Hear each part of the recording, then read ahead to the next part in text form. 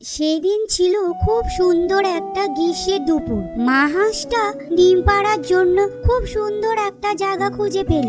সে 6টা ডিম পারলো। হঠাৎই সে দেখতে পেল একটা ডিম বাকিগুলো থেকে আলাদা। তার খুব চিন্তা হলো, তাই সে ডিম ফোটার অপেক্ষা করতে লাগলো। অবশেষে একটা সুন্দর মিষ্টি সকালে একটার পর একটা ডিম ফুটতে শুরু করলো। ছানাগুলো প্যাঁ প্যাঁ করে আওয়াজ করছিল।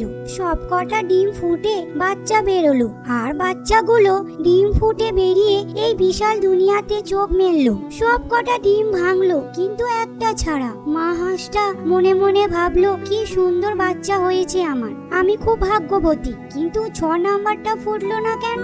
আর হাঁসটি খুব চিন্তায় পড়ে গেল। মা হাঁসটা ভাবছে শেষের ডিমটা অনেকক্ষণ সময় নিচ্ছে। সে ডিমটার ওপর বসে যতক্ষণ সম্ভব তা দেওয়ার চেষ্টা করলো, যাতে এই ডিমটা ফোটে। মা হাঁসটা মনে মনে ভাবছে সবার থেকে এইটা সব থেকে সুন্দর হবে, তাই এতক্ষণ সময় নিচ্ছে।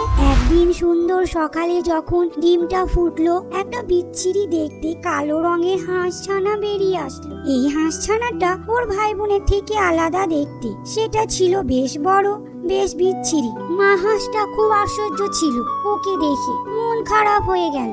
মা হাঁস ভাবলো একদিন না একদিন ওইটা ঠিক অন্য বাচ্চাদের মতন হয়ে যাবে। কিন্তু দিন বেরোতে লাগলো, আর ছানাটা ওই রকম বিটকুটে থেকে গেল। ওর সব ভাই বোনেরা ওই হাঁস ছানাটাকে নিয়ে মজা করত। ওরা ওর সাথে খেলতো না। ছানাটা মনে মনে খুব কষ্ট পেত।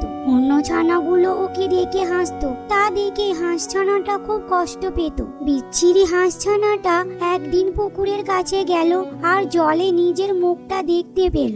আর ছানাটা ভাবলো তাকে কেউ পছন্দ করে না, সে পরিবারকে ছেড়ে গভীর জঙ্গলে চলে যাবে। তাই সে একা গভীর জঙ্গলের দিকে হাঁটতে শুরু করলো।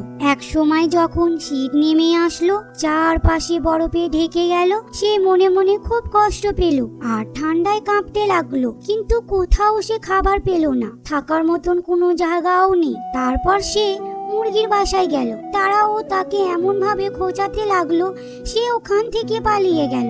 রাস্তায় একটা কুকুরের সাথে দেখা হলো, ওটাও তাকে দেখলো আর চলে গেল। আর বিচ্ছিরি হাঁস ছানাটা নিজের মনে ভাবলো, আমি এত বাজে দেখতি যে কুকুরটাও আমাকে খেলো না। তারপর রাস্তায় একটা মেয়ের সাথে দেখা হয়। মেয়েটা তার বাড়ি নিয়ে গেল, কিন্তু সেখানেও বাড়ির একটা বিড়াল তাকে বিরক্ত করতে লাগলো। তাই সে মেয়েটার বাড়ি থেকে বেরিয়ে গেল। তারপর এলো বসন্তকাল, চারিদিকে ফুলে ফুলে ভরে গেল। হাঁটতে হাঁটতে সে একটা নদী দেখতে পেল। ফের জল দেখতে পেয়ে তার মন খুশিতে ভরে গেল। তখন মাথা নিচু করে জলেতে নিজেকে দেখতে খুব খুশি হলো, আর ভাবলো আমি তো আর বিচ্ছিরি দেখতে নয়, এখন একটা তরুণ সুন্দর রাজহাঁস হয়ে গেছি।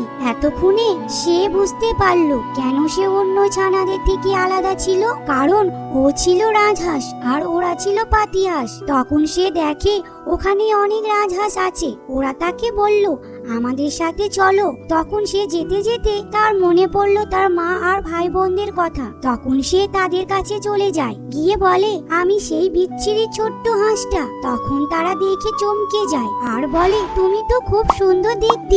তখন তারা একসাথে আনন্দ করে থাকতে থাকে। তো বন্ধুরা, আমার এই গল্পটা তোমাদেরকে কেমন লাগলো? ভালো লাগলে একটা লাইক করো। আরো মজাদার গল্প দেখতে চাইলে চ্যানেলটিকে সাবস্ক্রাইব করে রাখো।